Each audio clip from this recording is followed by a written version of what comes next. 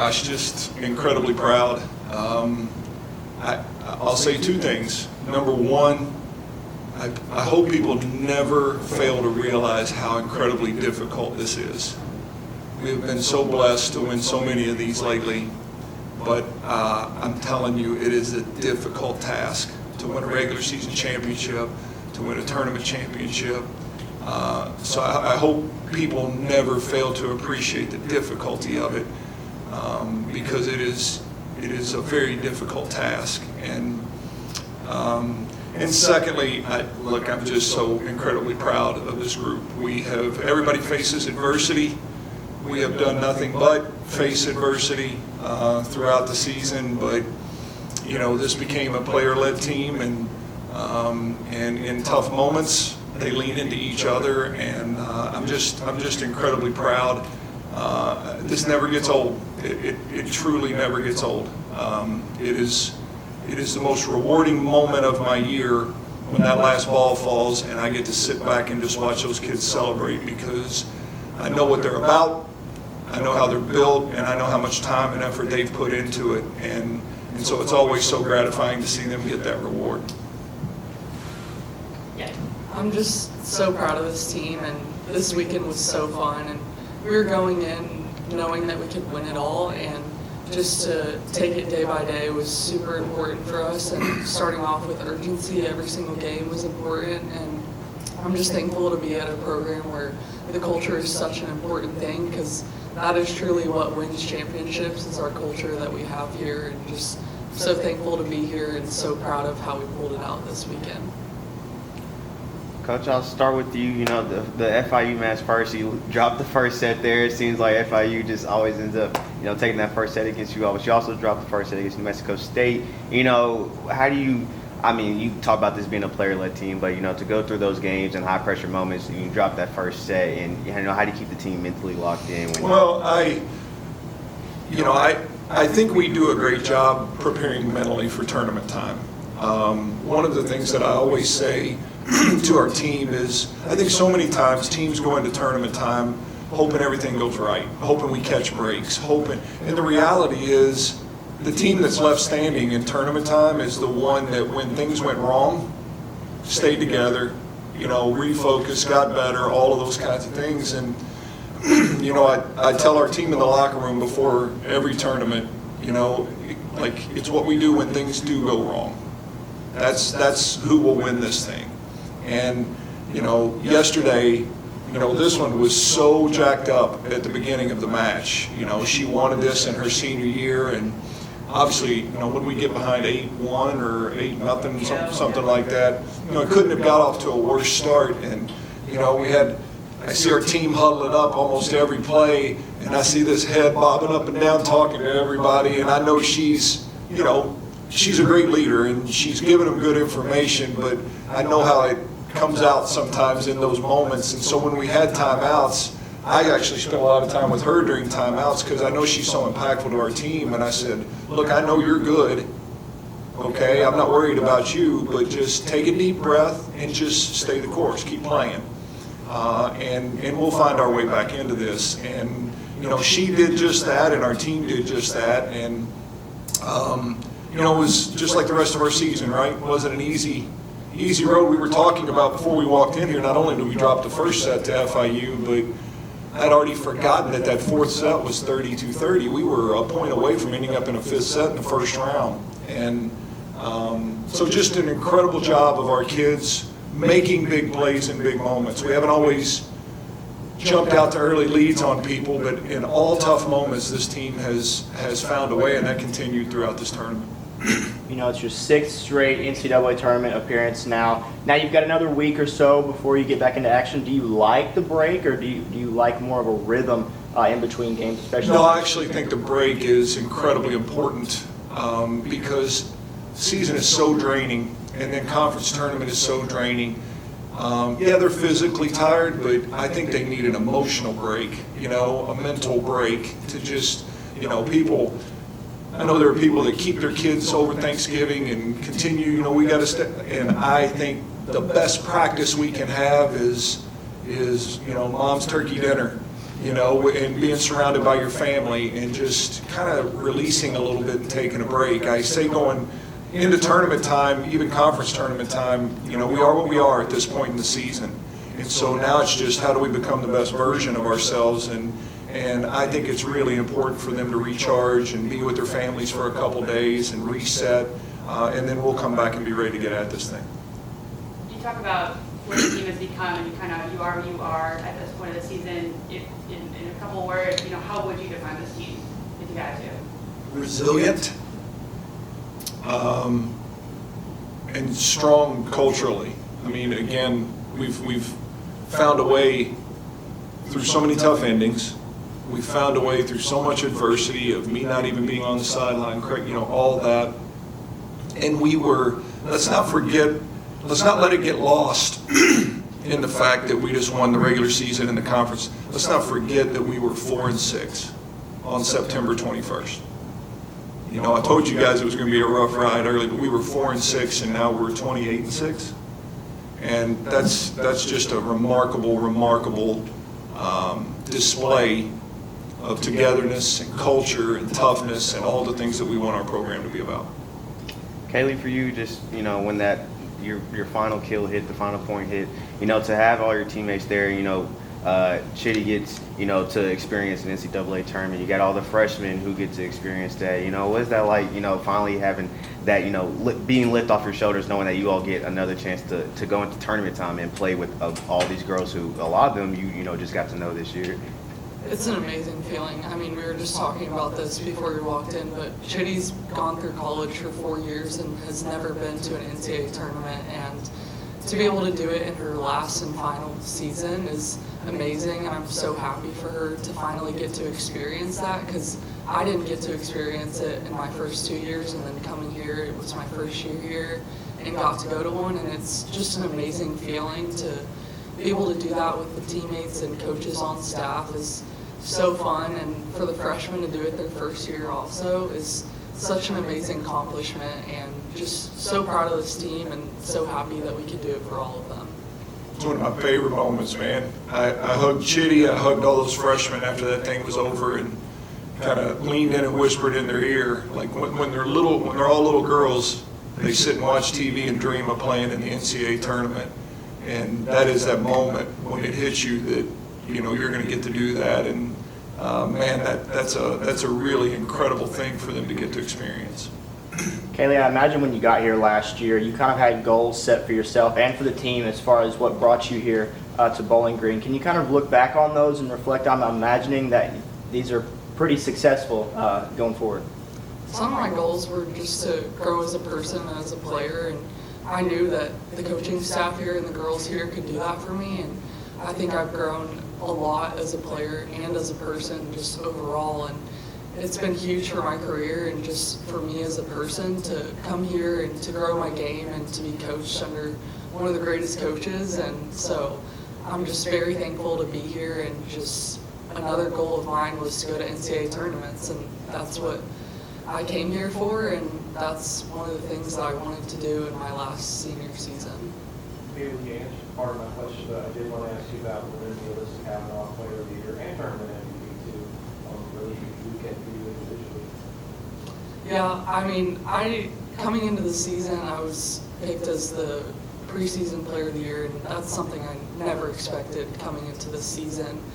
There's so many great athletes in this league, and to get such a big honor is so amazing, and it's honestly just all this team that has helped me get to that point, and this coaching staff has helped me get to that point. I mean, if you asked Travis about it, when I first got here in the spring, you would have never thought that I was getting that award, but it's just an amazing accomplishment, and I would have never guessed that it was going to happen.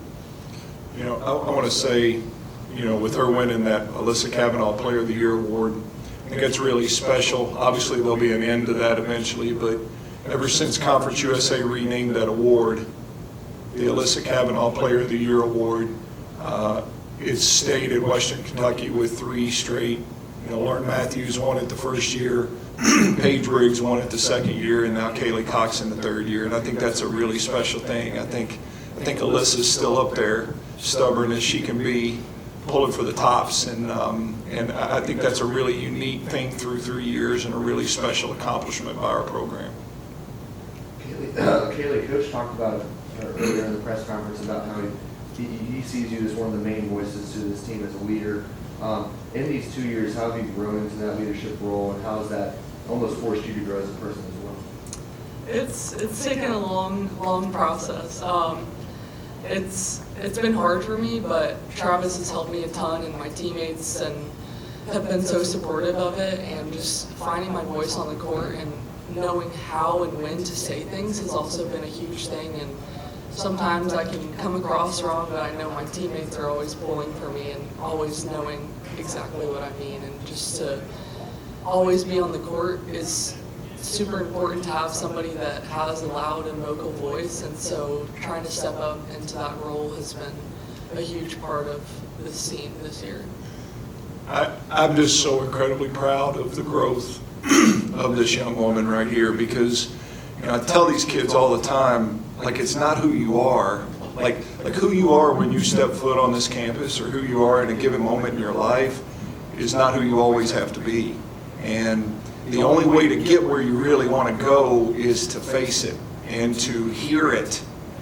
Sometimes it's hard to hear certain things about how you can grow and what you need to do. And there's conversations this one and I have had that I wouldn't have wanted anybody else in the room for. Okay?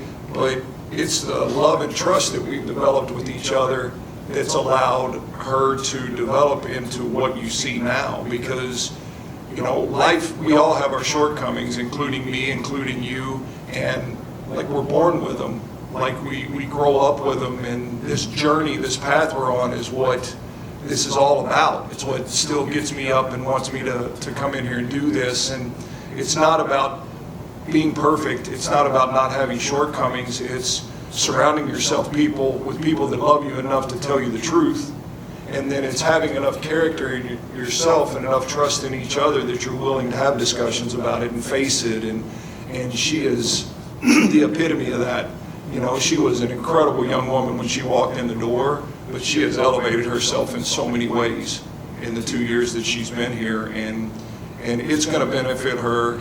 She's getting ready to embark on a pro volleyball career, but long beyond playing this game and whatever else she does, like she's going to be a special part of whatever she's doing.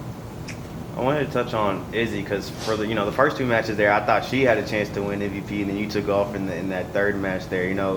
How have you seen her grow into what she's become so far this year? Yeah, just incredible. And she's played a big role. With Izzy, that is an example of what we were just talking about, man. She was hard on Izzy, and there were times when I had to pull her back a little bit, on Izzy. But she also was an important part of getting Izzy being demanding and making sure Izzy understood how bad we needed her and all of those things. But it's just, I just can't, I know everybody's watched her evolve here, but I don't think anybody's ever going to fully understand the story of Izzy Vanderweely. I'm telling you, when I went and watched her play club volleyball when she was a senior in high school, they would serve ball, pass it, she would approach in and take a swing, and then stand there and spin around and watch the rest of the play. She didn't know how to transition, she didn't know, I'm telling you.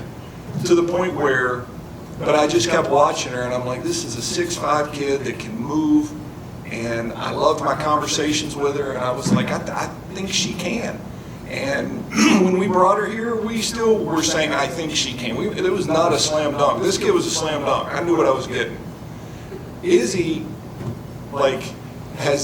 she's exactly what I hoped she would be in every category. And she's gone from standing and spinning around in circles watching the game go on to, some of you guys may remember last year, mid-season she makes this great play and they call a timeout and she just hugs me on the way off the court because she can't believe what she just did. And now she's a first-team all-conference player, a dominant force at the net, and there's more to come from that kid.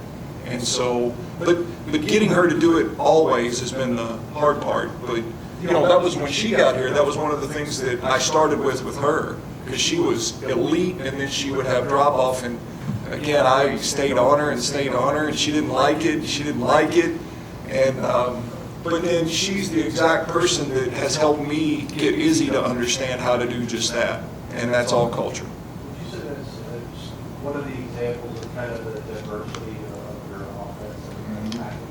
Talked about that preseason, which is more of a spread out attack. It's why we won. It's why we won the tournament. Like, the reason we're so effective is because we just have to see how you're going to try to defend us, and we'll get you from where we want to go. And, you know, in the semifinals, Kennedy Cole hit 900 and was incredible on the right side. And looking at matchups with New Mexico State, when we played them here, I thought Kennedy was going to be our matchup again because it was wide open on film. Well, we come out, Kennedy hits 900 in the semifinals, all of a sudden they're really leaning toward her. And so into the first set, I go to Callie and I said, look, this is what they're doing. They're hanging more with our middles and our right. We need to balance out and get the ball to the left. And then Olivia and Kaylee took over the match. And that's the strength of our team. And if the next team we play decides they want to release to Kaylee, then we'll get them in the middle and the right, all the way down to the last point of the tournament. You know, when we called a timeout right there at the end, you know, I told Callie, even though she's our Player of the Year candidate, I told Callie, if they release to Kaylee, throw that thing to Faith Young, who's a true freshman, in the biggest moment of her life. Like, we feel confident in anybody handling the ball offensively. And so there's no doubt it's the strength of our team. Now looking forward to the tournament. I guess you don't have to worry about whether you're going to be at large or automatic. Now you get the automatic bid. Do you kind of, have an idea where you all might place next week, or? No, those questions always start. We don't. I think there are teams that are going to host. There's several regional. Some years there is some. Louisville's going to host. Kentucky's probably going to host. Purdue is going to host. So I think there's a good chance that we'll end up driving to one of those. With this big cast on my foot, I hope we're driving somewhere as opposed to lumbering through an airport. But there's no way to know for sure. But I think there's 3 reasonable destinations really close to us, and so I think there's a good chance we could end up in one of those.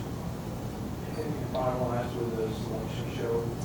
Not yet. We're in the process right now of, but when we do, we'll certainly get that information out. It'll be Sunday evening, as it's been in the past, and we'll find the the best, most available location, and we'll get an announcement out and get these kids home for a few days, come back and practice a couple times, and then enjoy finding out where we're headed. Talk about the balanced offense, and we've touched on the lot really came through this weekend. Your freshman, Kaylee, kind of want to pitch this to you. Kind of what were you seeing from your freshmen this weekend? Thinking like Faith and Olivia specifically. Olivia was your number 2 all weekend. What were you seeing? They stepped up huge as they have all season, and they've been a huge part of this team's success, and they will continue to be. They've stepped into huge roles, and being a true freshman is really hard. You're switching from club level to college level, and the game's faster, and I'm just so proud of those 2 for stepping up huge in many different ways. And I was watching some film yesterday, and I laugh about this, but Faith was playing in the back row, and she came up and pancaked the ball, and you don't really see middles ever doing that. You typically only see liberos doing that, but I'm just so proud of those 2 and the impact that they've had on this team, and the growth that they've had since this summer has been amazing. All right. Thank you, guys. Appreciate you guys. Shout out Lady Tops, by the way. What are they, 5-0? 5-0. That's awesome, man. Love that group.